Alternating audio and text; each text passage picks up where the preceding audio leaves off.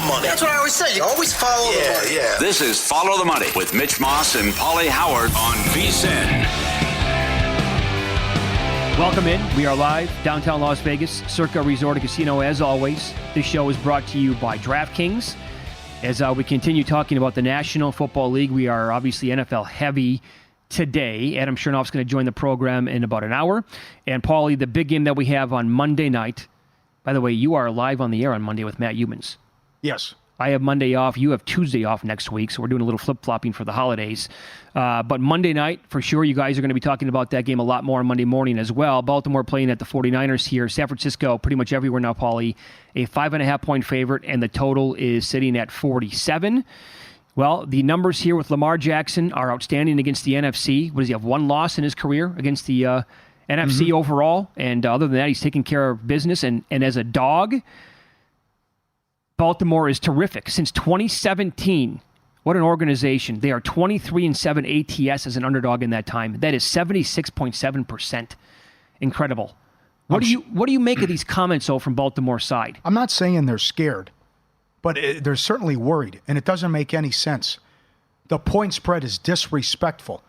It's disrespectful that we're underdogs. You thought you were going to go to the best team on the road and be favored, or the game was going to be pick'em? I mean, 30-7, they beat Pittsburgh. You lost to Pittsburgh. They beat Dallas 42-10. They beat Jacksonville on the road 34-3. They beat Seattle 31-13 and 28-16. They clubbed Philadelphia 42-19 on the road. How are you going to be favored? Why are you surprised? It's too low. Now you lost Mitchell. You don't have Andrews. Can you depend on Beckham and Likely and guys like this and what your rushing attack's going to look like? I thought the line would come higher. But the fact that they can get a stranglehold here on the 1 seed and get healthy and rest people because they play Washington the following week, I can't believe the comments all week by the Ravens, how the point spread's disrespectful. You were life and death to beat the Rams. You shouldn't have won that game. Yeah. You lost to the Steelers. You lost to the Colts. You're losing key players every week with injuries, offensive line, guys on defense, skill position players. You're not on this level. Yep. This team is playing so well right now. It's like going back in time and a golfer who would make the playoff against Tiger Woods. What? I'm an underdog against Tiger Woods? What are you talking about? Yeah, he's the best in the world. Shut up. So a lot of talk for this game as well about the MVP and what's going to happen. Like if Purdy doesn't have a great game, the Niners lose, Jackson's good to great, will he be turned into the favorite at that point? I will point out, because the talking point for the anti-Purdy crowd has been, well, look at the weapons, man. I mean, he's got the best running back in football. He's got Samuel. He's got Kittle. He's got Ayuk. Yes, we all know this, right? He's also making it work, and he's taking them to the next level, a level that Jimmy Garoppolo could never get this team to. The guy's playing out of his mind. Any other two things here, again, as we've documented. If he's a top 10 pick, nobody's going to argue who the MVP is.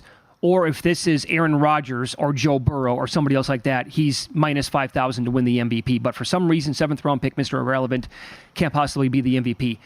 Another thing is, the narrative was out there for a long time that Baltimore had no weapons for Jackson to work with. That has since flipped. And here are your examples. J.K. Dobbins goes down with the injury. Okay, next man up is Gus Edwards, who's having a fine season. Along with Gus Edwards, who do they find in the draft late? Keaton Mitchell, who was freaking awesome, and now he's hurt as well. But it's going to be like next man up. Receivers, right? He's never had anybody to throw the ball to. Okay, well, now they have a first-round pick in Zay Flowers, who's awesome. Yep. They have Beckham, who, according to Pro Football Focus, is playing at a level along with some of the best receivers in football for the last month. They had, going into the season, Mark Andrews thought of as the second-best tight end in football, having a really good year.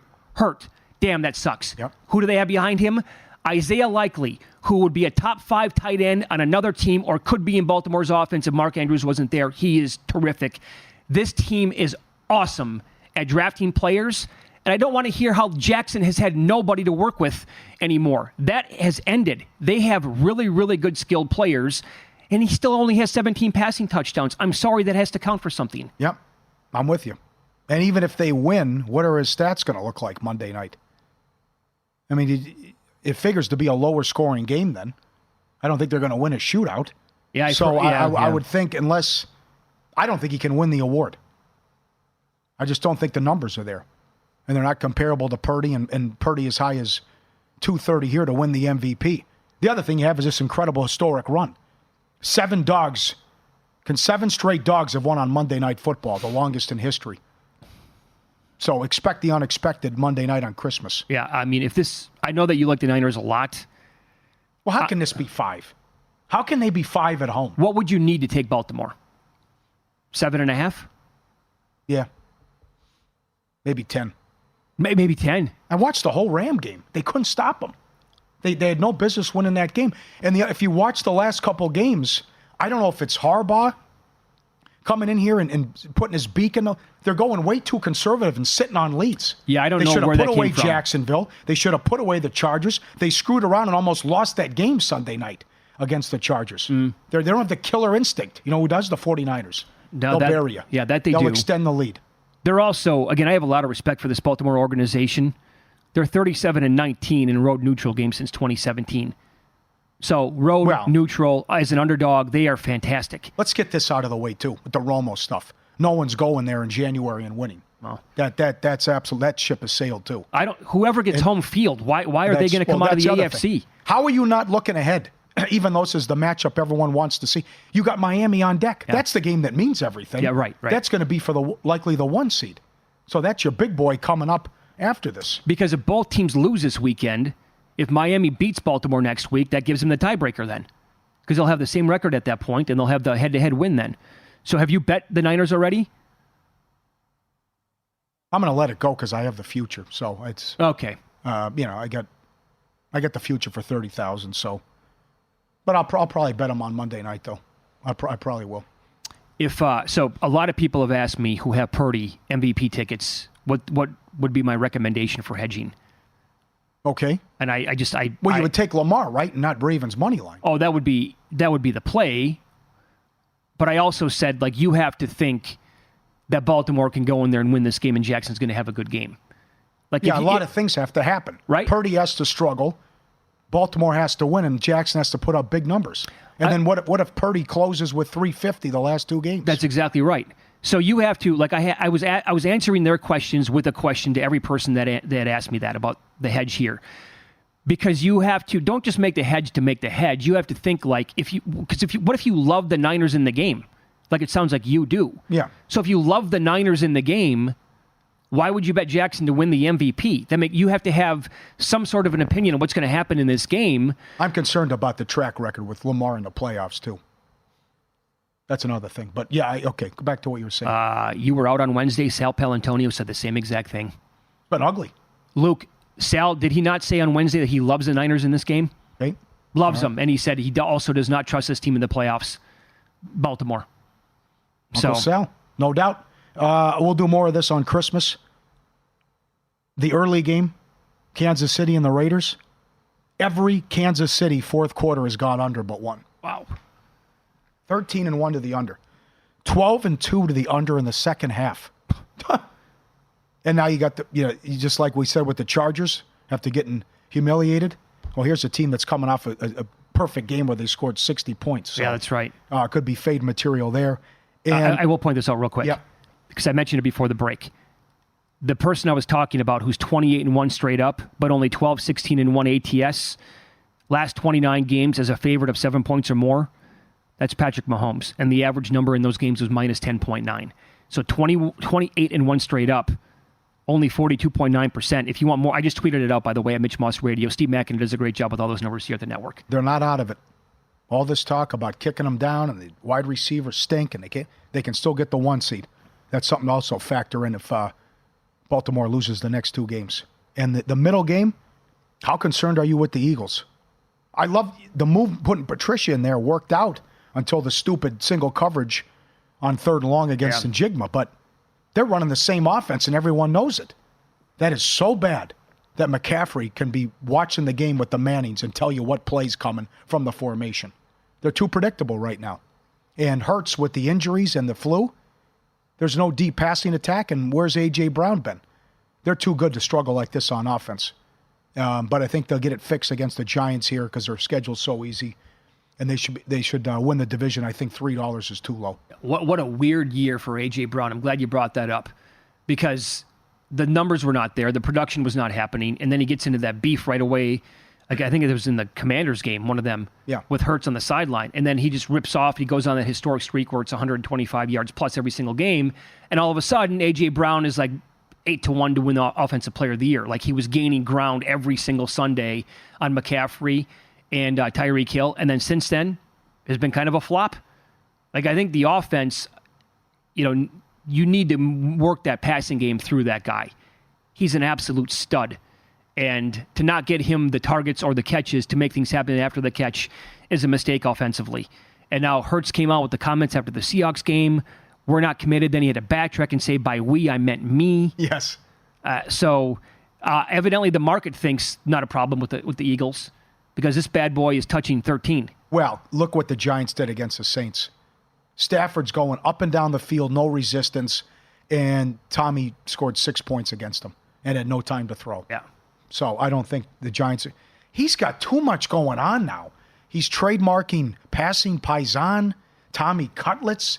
He's doing signings every day. It's too much now. The beef with the pizzeria. What was the fee? And there was a mix-up there. He showed up anyways. He's trying to strike all the irons hot. Yes. I mean, trying to really take advantage of the 15 minutes here. Hurts, by the way, 17-1 straight up, 13-4-1 ATS is a home favorite. Average number there, 6.9 points per game. Up next, they have been phenomenal off of a loss over the past 3 seasons, 12-1 ATS to be exact. Tell you which team that is coming up next.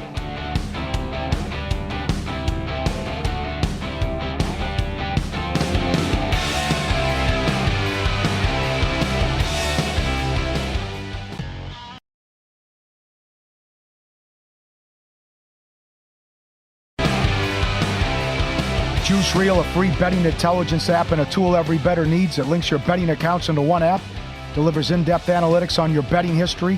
You have access to the history of billions of bets placed by all Juice Reel users. In-depth betting analytics, billions of data points, enables you to tail the winners and fade the losers. They've developed an AI bot, picking winners at a rate of 60% through 100 games. Find out for yourself. Download Juice Reel. Free app in the Apple App Store or Google Play Store. It's free. Juice Reel, REEL. Go get it. I think maybe the number one game that I'm intrigued by with the injury report later on this morning is Miami at home against the Cowboys. Game is turned into a pick'em. Cowboys took some money earlier in the week. The reason why I say that is because this week alone, all 5 starters on the Miami offensive line missed practice. And yesterday, Raheem Mostert, who has 20 touchdowns, missed. Looks like he's going to play. On the O-line, Austin Jackson, Robert Hunt, they both missed. Limited. Armstead yet again. Eichenberg yet again. Also limited. Achane, defensively, Holland, Howard, Van Ginkel, who's playing great football this year. So they have a slew of injuries, not even to mention Tyreek Hill yet, but I also think that he's going to play in this game. And on the flip side, you had 2 offensive linemen for the Cowboys, Teron Smith, Zach Martin. They missed practice yesterday. And also Jonathan Hankins in the middle of that defensive line, he didn't practice. And look at what happened on the ground last week against the Cowboys with the Buffalo Bills, a team that doesn't really run the ball that much, but they're like, oh, this is easy. This is 7-8 yards of crack. Let's just keep doing it the entire game. I love Dallas if Hill doesn't play. And Dak is 7-0 ATS the last 2 years off a loss.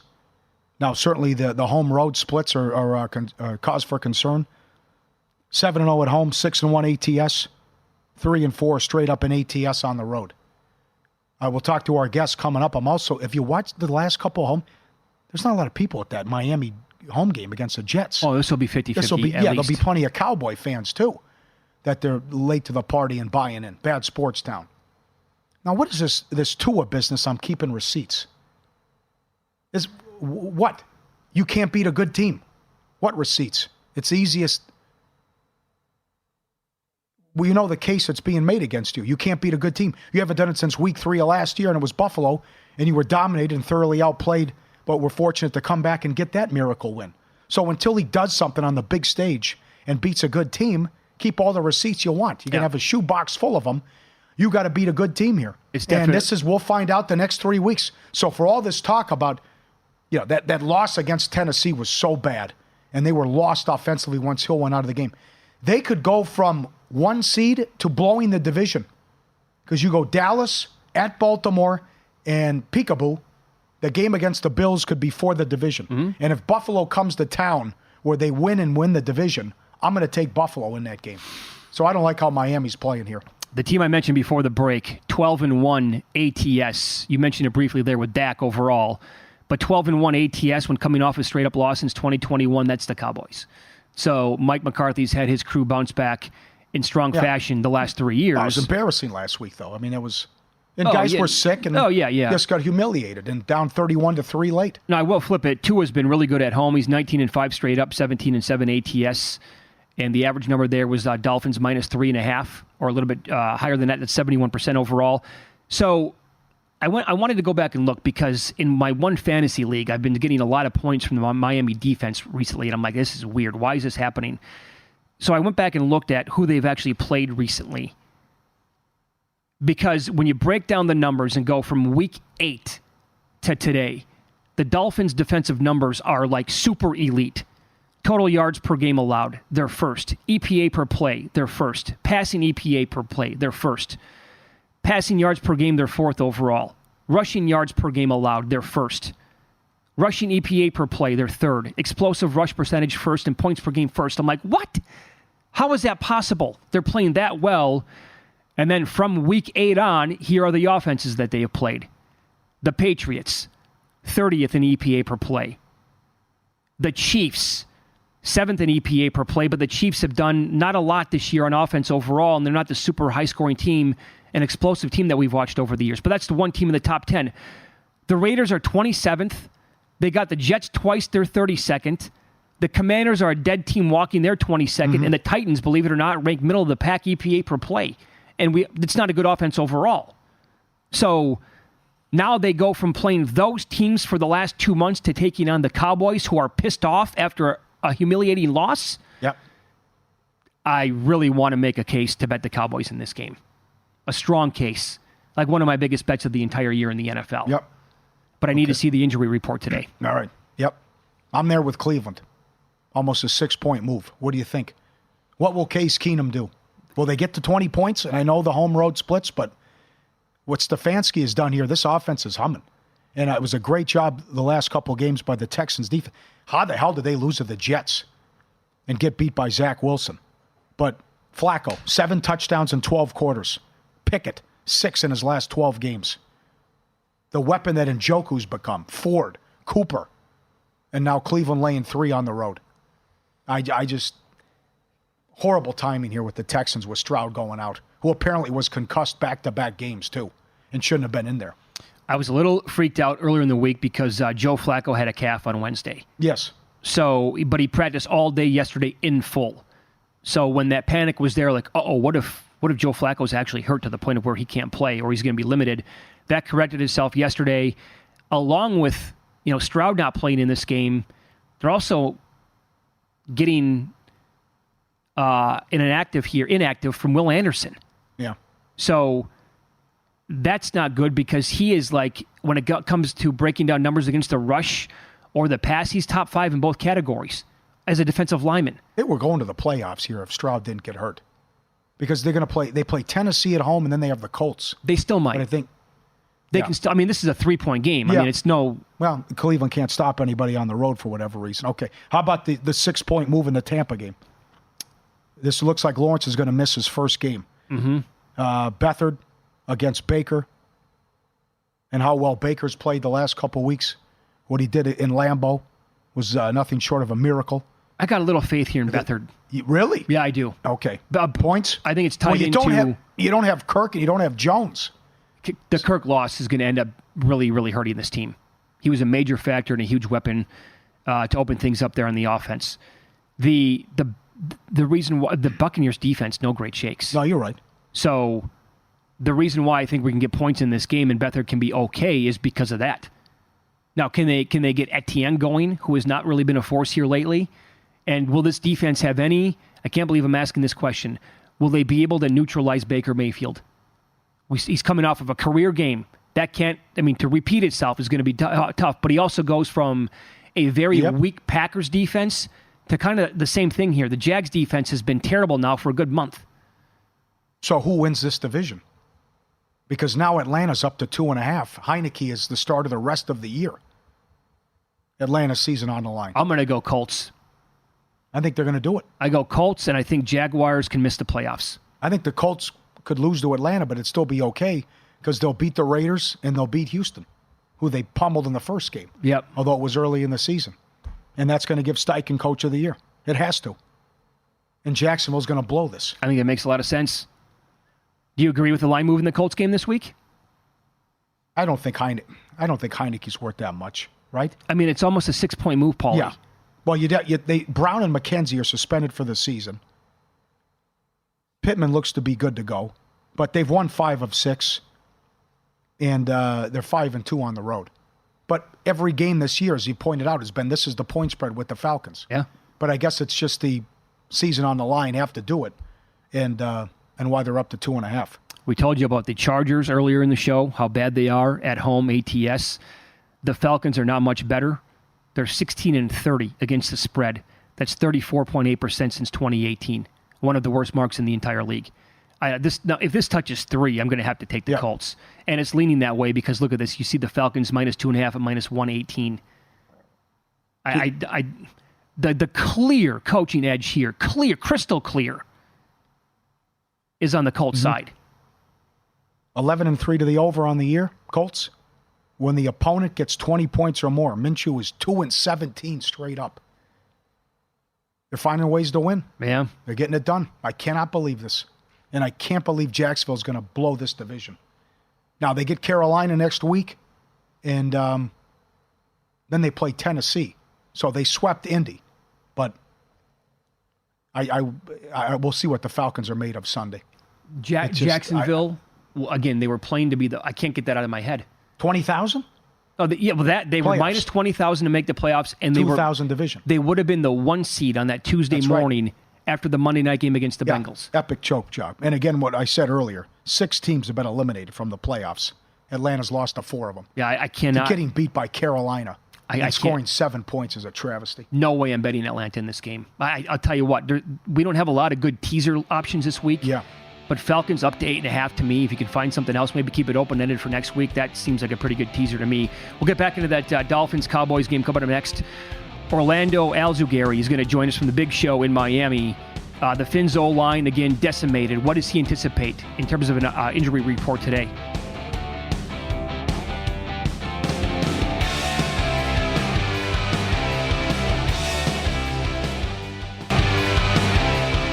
Looking to bet smarter than VEASAN has the perfect holiday gift for you. Sign up on the holiday special. Get it today. VEASAN Pro Access. Everything we do through May 1st for only $79.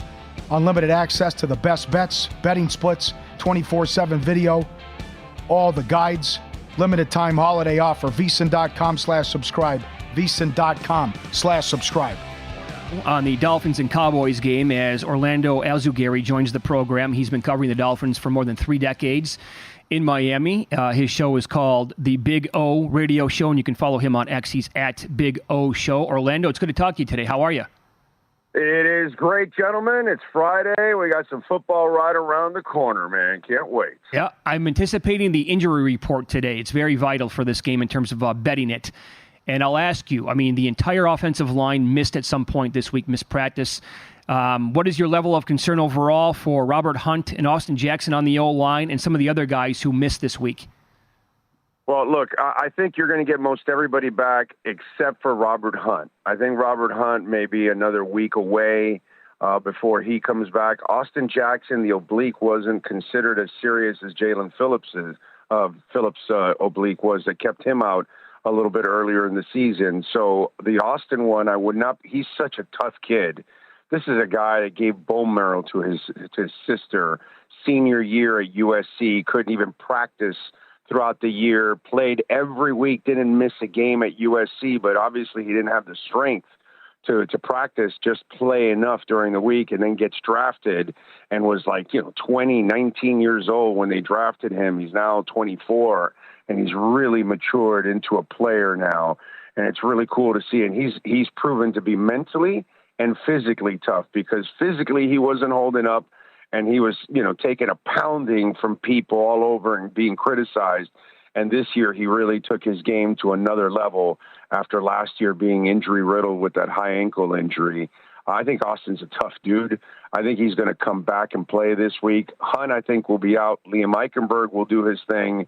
Lester Cotton will be there at left guard, and Teron Armstead should be able to play at left tackle. And Kendall Lamb, by the way, who has played left tackle when Teron Armstead is out, has been maybe one of the MVPs of the team, because when Teron Armstead is out in the past, last year, it was a disaster. Now when he's been out, Kendall Lamb has held fort and held it strong, and it's been pretty impressive that they were able to find a left tackle. Again, we were talking off the air. These guys won against the Jets front last week with an entire backup line, and one of them is a third stringer at this point. That's unheard of in this league. Most people can't field 5 guys. These guys are able to field the whole entire second unit to put up against the Jets front, which is not an easy front. What's the update on Tyreek Hill, and if he plays, what do you think, how close he is to 100%? I don't think nobody's close to 100% right now, but he's probably somewhere in the 80 to 90 range. And, you guys know, Tyreek at 80 or 90 is faster still than the entire league. He practiced last week right before the game, which means he was really close. So I expect him and X to play. So I think that's also big, because obviously you're going up against CeeDee Lamb and the boys. You're going to need as many defensive backs as possible. So I think you're going to get X back to go along with Jalen Ramsey. I don't think Holland will come back, but I think you will get Tyreek back also here in the process. So Tyreek and Waddle and that explosive pair is going to be on the field. Okay, so then how about some of the other guys as well that either missed or were limited this week? Mostert looks like he's going to go. Achane, Howard, Holland, and Van Ginkel. Yeah, all of them except Holland. Holland is the one that's dealing with two sprained MCLs, and that's kind of taken a little bit of a while. And I think they're going to, they've done one thing. I got to give them credit. They've been incredibly responsible with their injuries, and they've paced these guys, and they haven't hurried guys back. I don't think Holland is the one guy that you hurry back, because he's so important overall. Plus, Elijah Campbell and Deshaun Elliott and guys, they've done a decent job. I think you'll be able to fill in and get by with that, at least for now. But Holland would be the one guy that I would question if he returns this week. I have a bet, and I told you this before you came on. I have a bet on Mike McDaniel. I made this back in early September at 22-1 to win Coach of the Year. I thought he had a real legit chance. Maybe before that blown lead against Tennessee, and now others have surpassed him on the odds board, Orlando. But watching from afar, there's a lot to like about this guy. As somebody who has covered this team for 33 years and watching Mike McDaniel every single day, what impresses you so much about him? This is the best balance I've ever seen. I've been covering it since the final couple of years of Shula. And so I've covered everybody since Shula in their entire run, and there always seemed to be some kind of a missing element to the coach. Didn't know how to build an offense, didn't understand defense, didn't understand personnel, didn't understand human beings. Joe Philbin and Brian Flores had very poor people skills. Things like that. We ran into all kinds of different problems. And Mike, the only thing he lacks is experience. And that's the one thing that you can't get anywhere until you actually get on the job and you're actually doing it. But when it comes to understanding both sides of the ball, building a staff, for him to find Fangio this offseason, that was huge, because he proved he can build an offensive staff, something that Brian Flores could not build, and that's why he was setting the team back for a couple of years. And then here's the other thing. Any of us that have kids, kids nowadays are a little different than the way I was raised and brought up. It's completely different. You got to communicate with them completely different. Well, Mike McDaniel is cut from that cloth. That stuff that a lot of us grew up with teachers and coaches and parents and screaming at you, and it was the norm, and it was like water off a duck's back, and it didn't affect you. That doesn't work nowadays. It just does not. You got to have a different approach to these people nowadays, because they react differently to different types of discipline.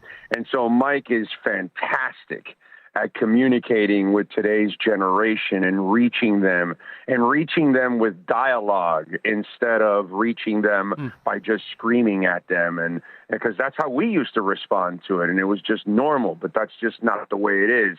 And I think that that's the magic, that he knows how to massage those kind of situations.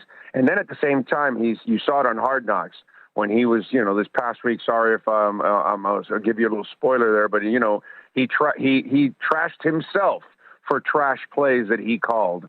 And I think that that's huge, too, that you tell the team, hey, yeah, you guys might have screwed up on this play or that play, but I screwed up on this play.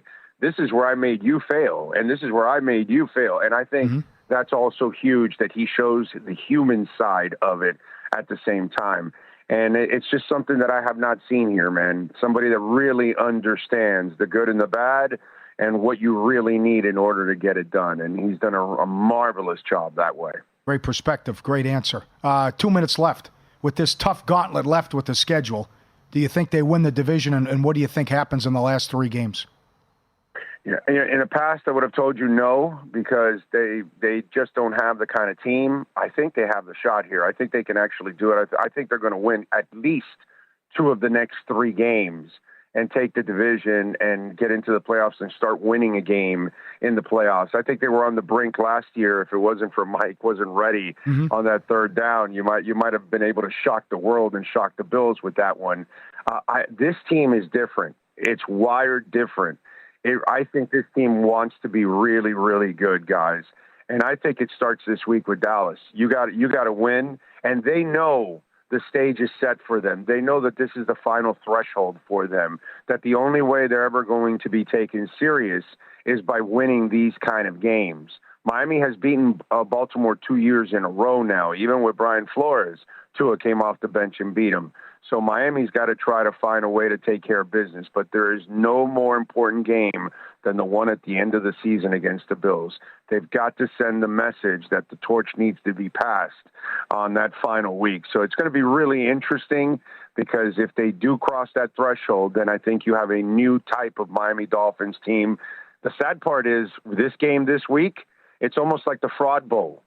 The loser is the one that takes the title. And that's because they both have had, obviously the Dallas Cowboys have had way more overhype than ever the Dolphins. But the few times the Dolphins get hyped, they fall down. So we'll see what happens on Sunday. The loser will not walk away pretty. That's for sure. Yeah. Awesome knowledge today, Orlando. You can follow him on X. He's at Big O Show, and you can get his radio show as well when you search Big O Radio Show, wherever you get your podcasts as well. Thanks so much for the time today. Merry Christmas.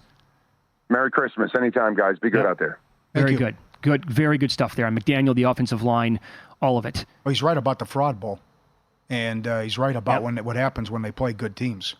It's get beat by 30. That's true. Again, Buffalo lost by 14 to Philly. Couldn't move the ball against Kansas City. Thought about this a lot recently. The Tennessee loss could back really. Yeah. You know who Mike McDaniel is? Mike McDaniel is the coach everybody was hoping Brandon Staley would be.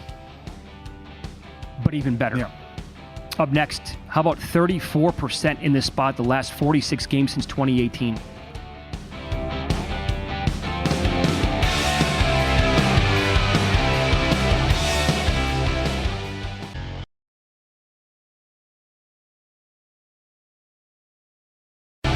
Great week coming up. Triple header in the NFL on Christmas. 5 NBA games. A loaded slate Saturday. New customers get $150 instantly in bonus bets just for betting $5 on the NBA. Download the DraftKings Sportsbook app now. Use code FOLLOW. The Pistons prop is up. Will they win 10 games? No, 5-1. DraftKings Sportsbook, code FOLLOW. The crown is yours. You see what they're doing Saturday? I know you don't like. So the Bucks play the Knicks 9:30 in the morning Saturday. They also start the day on Christmas. Same matchup. At the Garden. Why would they do that? I don't know. And then, are both games at the Garden? Yeah. I would hope so. Okay. Yeah. 12:30. Clippers at home to the Celtics. Listen, I know they get the screw job because of the down the pecking order with seniority and stuff, how it works with the building and Staples, but that's a great game. Clippers have won 9 of 10. It's an awesome game. They're at home to the Celtics. The game's at 12:30.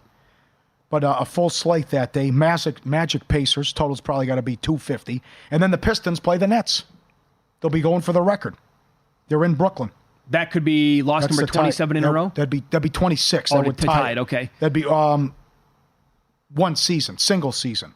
The record's 28 overall. Single season's 26. That would be loss 26. Then they also dance with the Nets. Is it Tuesday? Yes, they play them at home Tuesday. Christmas, Bucks, Knicks, Warriors, Nuggets. Denver only 4.5. Seems short. Celtics, Lakers on Christmas, the middle game. 4.5. 76ers, Heat, and Mavs, Suns. How easy was the Suns win total bet under? Well, Beal's played what? They've been together for 27 minutes. The big three? It was one game, I believe. Yeah. For the quote, the big three. Yeah. What number did you get, by the way, in their win total 51.5. What are they going to? What's their updated? Do you have any ideas? Like 44? Yeah. Sounds about right. They're probably going to be playing for their playoff lives to try to avoid the play-in tournament. Lost 3 in a row, got beat by Portland. Yep. Okay, so another lengthy injury report that you need to pay attention to today. The Packers are playing at the Panthers. Green Bay's playing 5. What if this goes... Now, I know there's a big, the illness. There's something going around in the Carolina locker room as well. For example, Brian Burns, one of their best defensive players, was impacted. Some other players as well. But here's what we're looking at right now with the Packers. Did not practice again yesterday. Musgrave, well, he was on the IR anyway. Watson, huge to the offense. Jaden Reed missed. Campbell defensively along with Darnell Savage both missed. Limited. Jair Alexander, A.J. Dillon, Jenkins on the O-line, Aaron Jones again, Quay Walker, Wicks, another weapon on offense.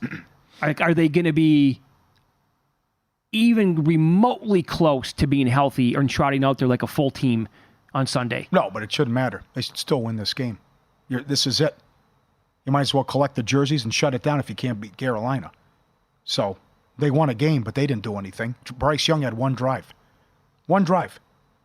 Both wins on the final play of the game. You got to go back to 1991.